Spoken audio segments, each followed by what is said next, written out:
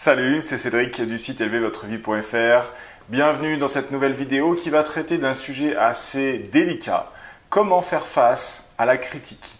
Comment faire face à ce pic d'émotion qui vient monter en nous quand on a affaire à un abruti qui vient nous titiller, nous agresser? C'est pas facile, évidemment, puisque vous avez souvent l'occasion, a priori, puisque vous regardez cette vidéo, d'observer toute cette émotion qui monte et qui a envie ou besoin de sortir. Et en général, face à une critique où on vient toucher qui vous êtes, eh bien, il y a cette réaction émotionnelle qui est difficile, voire peut-être impossible à contrôler. Et voilà pourquoi. Il y a en général, instinctivement, trois réponses, trois façons de mal réagir à une agression. Dans notre cas, c'est une critique. Ces trois options, ces trois façons de mal réagir sont la contre-attaque, c'est-à-dire que je vais recevoir, me faire blesser, donc me défendre et contre-attaquer. Donc là, après, ça peut être l'escalade dans un conflit. Donc ça, c'est la contre-attaque, c'est la première. La deuxième, ça va être la fuite. Vous allez simplement partir physiquement, ou alors vraiment vous éteindre et faire autre chose pour fuir la relation qui est en train de vous coûter cher au niveau émotionnel, et c'est très négatif et c'est très déplaisant.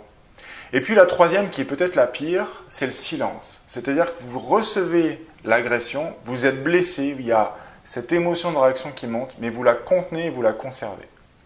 Celle-là, c'est la pire parce que tout ce qui n'est pas exprimé est imprimé. Et si vous imprimez cette émotion, à force, vous contenez de l'énergie négative dans votre corps. Je vous laisse deviner ce que ça peut donner en termes de résultats à long terme. Ça, ce sont les trois mauvaises réactions, les trois mauvaises façons de réagir face à une critique.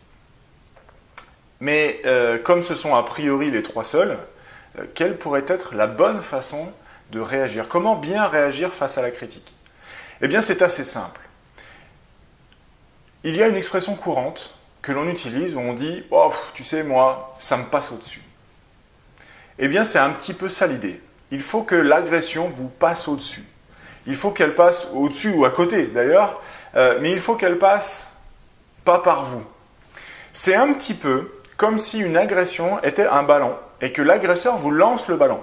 Dès que vous attrapez, recevez, saisissez le ballon, vous avez cette réaction émotionnelle qui arrive.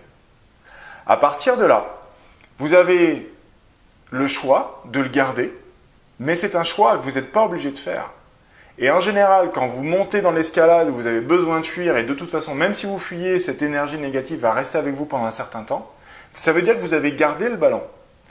Faites le choix, une fois que vous avez observé, que vous avez l'émotion qui monte, de lâcher le ballon. Laissez tomber. Encore une expression habituellement utilisée. Laissez tomber le ballon, laissez tomber, lâchez l'affaire. Laissez les choses vous passer au-dessus. L'idéal étant évidemment de ne pas attraper le ballon. Olé, vous le laissez passer. Ou alors, vous le laissez rebondir contre vous et repartir. Mieux encore, une belle métaphore.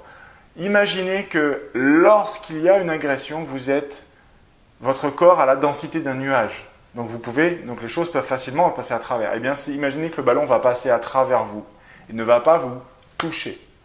Dès lors que vous ne laissez pas d'obstacle à ce qui vous est proposé, si ça c'est vous, que le ballon vous arrive et qu'il passe à travers vous, vous n'êtes pas affecté. Dès qu'il y a un obstacle physique, c'est cette résistance au ballon qui va créer la réaction émotionnelle et la souffrance.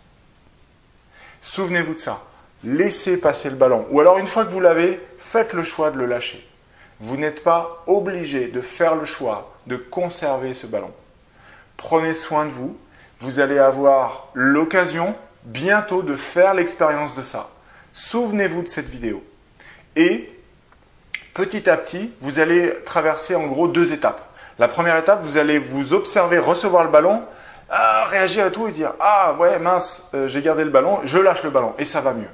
La deuxième étape, ça va être de voir arriver le ballon et de faire immédiatement le choix de le laisser aller tout de suite. La première étape va prendre un certain temps et vous avez besoin simplement de vous entraîner à pratiquer ça. Je vous invite à prendre en considération ce que je viens de vous expliquer et à essayer de le mettre en application dans votre vie bientôt. Je vous dis à très bientôt. On peut se retrouver sur Facebook, sur la chaîne YouTube ou sur le site élevez-votre-vie.fr. Au plaisir de vous revoir. Salut. Vous avez vu, ça fait comme une auréole. La... En fait, il y a une lampe derrière, mais... Ah, je viens de réaliser, c'est excellent. Voilà, je suis un saint. Salut!